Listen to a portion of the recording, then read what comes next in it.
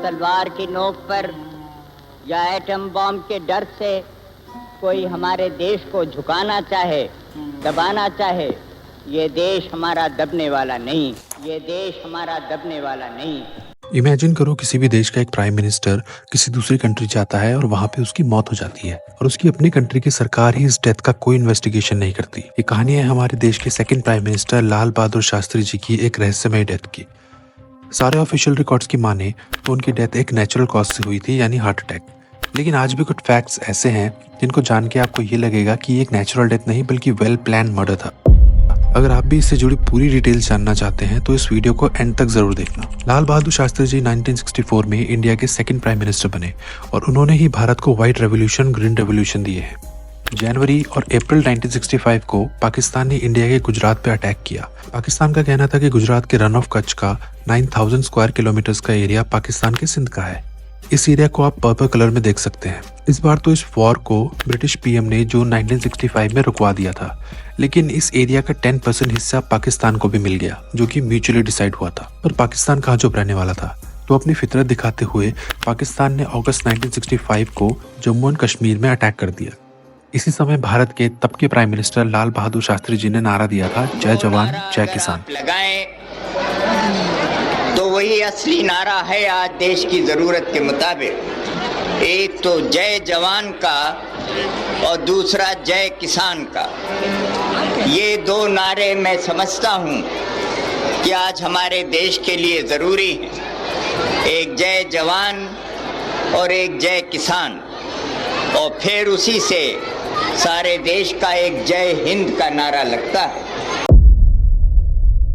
इस बार United nation को बीच में आना पड़ा और 23 सितंबर को दोनों कंट्रीज के बीच में सीज फायर का ऐलान हुआ।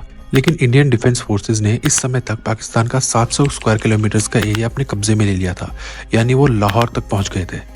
ये वही समय था जब अमेरिका और यूएसएसआर पूरी दुनिया में अपना इन्फ्लुएंस बनाने के लिए कुछ भी कर रहे थे, यानी ये समय था कोल्ड वॉर का। यूएसएसआर ने अपनी पीस पॉलिसी पूरी दुनिया को दिखाने के लिए इंडिया के पीएम लाल बहादुर शास्त्री जी और पाकिस्तान के पीएम अयूब खान को ताशकंद में मीटिंग के लिए बुलाया। वहां पे ये डिसाइड हुआ कि दोनों कंट्रीज उस वक्त जहां पे भी थी बस उसी पोजीशन में रहेंगी और दोनों की तरफ से एस्केलेशन नहीं होगा। लेकिन मिस्टीरियसली अगले ही दिन शास्त्री जी की डेथ हो जाती है। एक देश का प्राइम मिनिस्टर जिसके देश ने अभी एक बहुत बड़ी वॉर देखी है और वो अपने राइवल से मिलने जाता है दूसरे देश में, वहां उसकी मौत हो जाती है और इसके बाद कोई इंक्वायरी भी नहीं होती। थोड़ा अजीब नहीं लगता सुन के? अब अगर हम माने कि डेथ का कोई नेचुरल रीजन नहीं था तो 3 थ्योरी सामने निकल के आती हैं। पहली थ्योरी है अमेरिका की CIA ने मर्डर करवाया ताकि यूएसएसआर की पीस पॉलिसी बर्बाद हो जाए। दूसरी थ्योरी है यूएसएसआर की इंटेलिजेंस एजेंसी KGB ने मर्डर किया था उनको पॉइजन देके। और तीसरी थ्योरी है इंडिया के ही कुछ पॉलिटिशियंस का हाथ था इस मर्डर में। कई और सवाल भी हैं इस डेथ से जुड़े हुए और हम उन पे ही बात करने वाले हैं।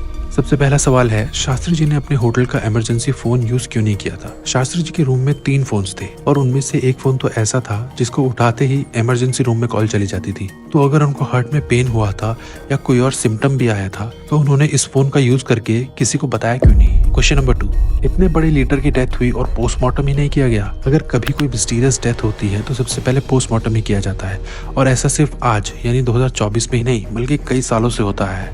तो शास्त्री जी की डेथ के बाद जब यूएसएसआर ने पोस्टमार्टम ऑफर किया तो खुद इंडियन गवर्नमेंट ने इसे करने से मना कर दिया था। ऐसा क्यों? क्वेश्चन नंबर 3, शास्त्री जी की बॉडी पे ब्लैक और ब्लू कलर के निशान थे और टोपी खून से लथपथ थी। जब बॉडी इंडिया पहुंची तो उस पे अजीब से निशान थे और किसी फैमिली मेंबर तक को उसके पास नहीं जाने दिया गया था। और क्रिमेशन के समय जब शास्त्री जी की वाइफ ने इन निशानों के बारे में पूछा तो उनके फेस को चंदन से ढक दिया गया ताकि निशान दिखे ही ना। उनकी टोपी खून से पूरी लथपथ थी और आज भी उसको प्रिजर्व करके रखा गया है। चौथा क्वेश्चन, ताशकंद में शास्त्री जी के कुक का क्या हुआ? जो कुक शास्त्री जी को ताशकंद में सर्व कर रहा था उससे किसी ने भी कोई भी सवाल नहीं पूछा। इसके अलावा जो ताशकंद में आई विटनेसेस थे उनसे भी कभी कोई क्वेश्चनिंग नहीं हुई। KGB ने कुक को अरेस्ट जरूर किया पर यह बात भारत में छुपाई गई। और एक आई विटनेस थे डॉक्टर चुग, जिनकी डेथ कुछ महीनों बाद एक कार एक्सीडेंट में हो गई, जिनमें उनके साथ उनकी पूरी फैमिली खत्म हो गई थी। हो सकता है एक्सीडेंट ही हो, पर इसके बाद भी बहुत हाई चांसेस हैं कि ये भी एक प्लान मर्डर। 5वां क्वेश्चन, गवर्नमेंट आज भी शास्त्री जी की डेथ के डॉक्यूमेंट्स क्यों छुपा रही है? जब 2009 में RTI के थ्रू शास्त्री जी की डेथ के ऑफिशियल रिपोर्ट्स मांगी गई तो गवर्नमेंट ने ये कहकर रिजेक्ट कर दिया कि ये रिपोर्ट्स कॉन्फिडेंशियल हैं ताकि हमारे फॉरेन रिलेशंस खराब ना हो। क्या गवर्नमेंट को आज भी पता है कि कौन सा देश इन्वॉल्व था इस डेथ के पीछे? वहीं पिछले कुछ सालों में CIA और KGB दोनों ने इस केस से जुड़े कुछ ऑफिशियल रिकॉर्ड्स पब्लिक किए हैं, जिनकी मदद से हो सकता है कि हम अपने एक्स प्राइम मिनिस्टर की डेथ का सही रीजन पता लगा सकें।